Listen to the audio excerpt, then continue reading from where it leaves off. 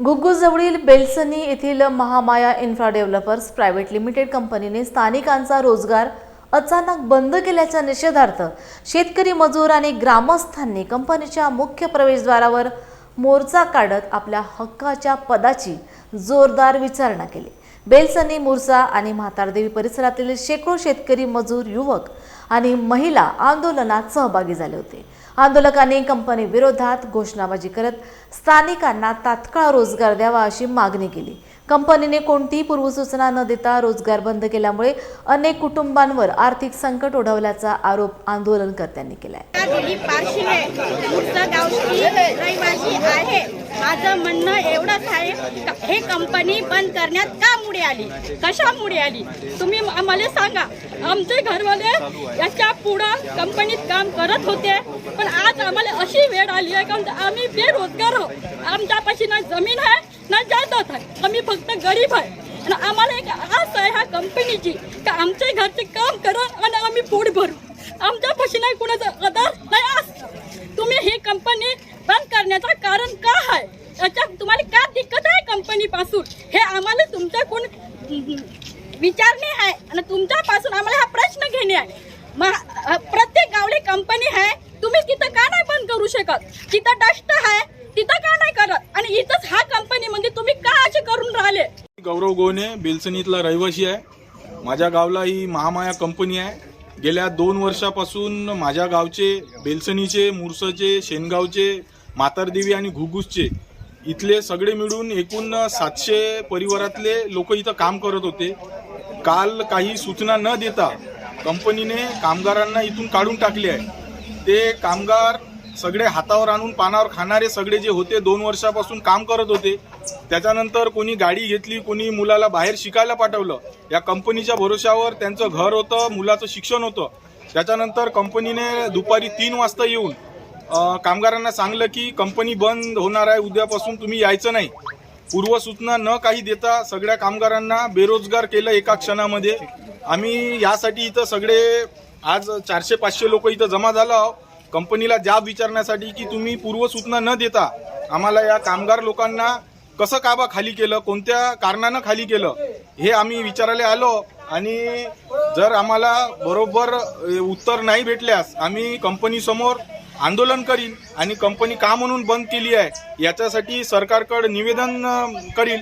ज्यावेळेस इथं प्रदूषणासाठी चंद्रपूर जिल्ह्यामध्ये मंत्री महोदयाचा दौरा झाला होता, त्यावेळेस फक्त चंद्रपूर तालुक्यामध्ये एकच कंपनी नाही आहे की जे डस्ट करते, बाकी कंपन्यांमध्ये पण गेले होते, पण एकच एक जाणून बुजून एका कंपनीवर त्यांनी आक्षेप घेतला आणि ते बंद केली। म्हणजे इथं काय लोक नाही राहत का? बाकीच्या कंपन्या सुरू आहे, मग त्यांना पण तसं करा, बंद करा। त्यांना बेरोजगार करून म्हणजे सगळ्यांना मारायचं तुम्ही ठरवलं असेल तर चांगलीच गोष्ट आहे, काय हरकत नाही। आणि राहिली गोष्ट दुसरी, काय सरकार तुमचं आहे, तुम्ही एका कंपनीला बंद करू शकता, 10 कंपनीला बंद करू शकता। जसं कंपनीला बंद करू शकता तसं शेतकऱ्याला तुम्ही डस्टाचे पैसे पण देऊ शकता। आणि गद्याला घोडं बनवायचं आहे ते तुमच्या हाती आहे आणि ते तुम्ही केलं पाहिजे। पण एवढे जे 700 लोक आहेत त्यांच्या घरावर उपासमारीची वेळ नाही यावं, हे मी सगळ्यांकडून एक विनंती करतो आणि समोरचं पाऊल करतो। धन्यवाद। नाव मंगला अनंता गोहनी आहे, मी रहिवासी बेलसनीची आहे आणि आमच्या गावात छोटे मोठे कास्तकार आहेत, तसे काही मोठे नाही खूप। आणि हे कंपनी जे चालू केली आहे ती खूप भल्यासाठी आहे। जे रोजगार हमीवाले जे मुलं आहे, माणसं आहे, त्यांच्यासाठी म्हणजे हे खूप चांगलं काम दिलं होतं। पण आम्हाला हे कंपनी बंद केल्यामुळे आम्हाला उपासमारीची वेळ येत आहे। आमच्या मुलांवर, आमच्यावर, आमचं कुटुंब कसं चालेल याची चिंता लागली। आणि हे कंपनी बंद करण्याचं कारण काय, आम्हाला हे थोडं सांगावं। आम्ही त्याचं जे काही करायचं आहे पुढचं पाऊल ते आम्ही नंतर टाकू। आमच्या गावातले कमीत कमी 100-150 कामगार आहे या कंपनीमध्ये।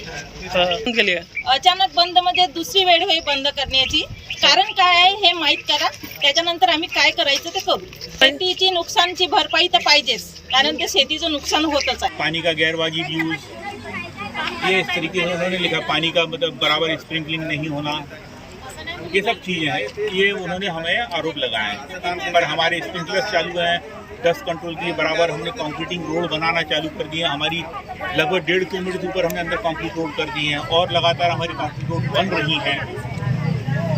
हर जगह पे स्टॉक की हाइट जो हमको बाउंड्री वॉल के नीचे रखना है वो हम कर रहे हैं। बाउंड्री वॉल के नीचे हमारी स्टॉक की हाइट है और उसकी हाइट बाउंड्री वॉल की बढ़ाने के लिए हमने विंड बैरियर्स लगाना चालू कर दिए हैं।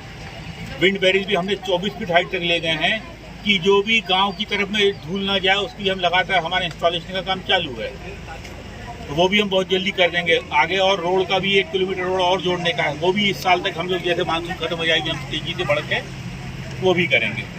प्रशासन जो बोल रहा है कि किसानों का जो ये मुआवजा है, ये मुआवजा का उनका तुमने अभी तक पेड नहीं किया। देखिए मुआवजा अभी जो मुआवजा के बारे में कोई भी निर्णय अभी सरकारी अधिकारियों के पास ही पेंडिंग है। हमने इसके लिए प्रोटेस्ट लगाया कि किस आधार के ऊपर में हमें इतना मुआवजा लगाया गया है। वो जब तक स्पष्टीकरण नहीं मिलेगा वास्तविक हकदारों को हम मुआवजा नहीं पहुंचा पाएंगे।